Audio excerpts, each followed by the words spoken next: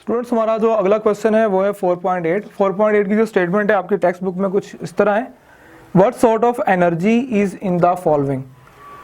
A compress spring, B water in a dam, C a moving car.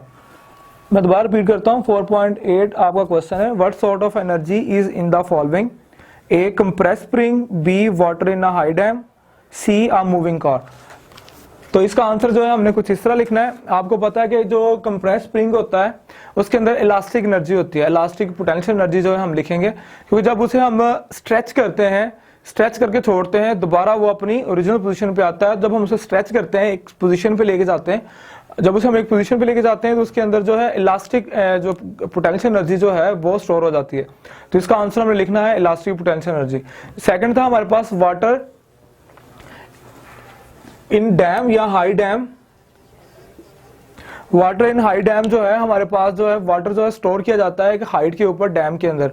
तो जब उसे हम लेट फ्री करते हैं, जब उसे हम छोड़ते हैं, फॉर एग्जांपल ये मेरे पास जो है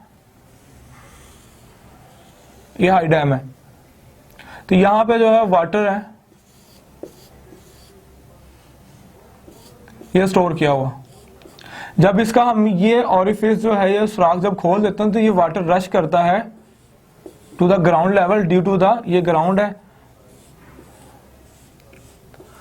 due to the gravitational force जो है ये वाटर जो रश करेगा टूवर्ड्स द ग्राउंड।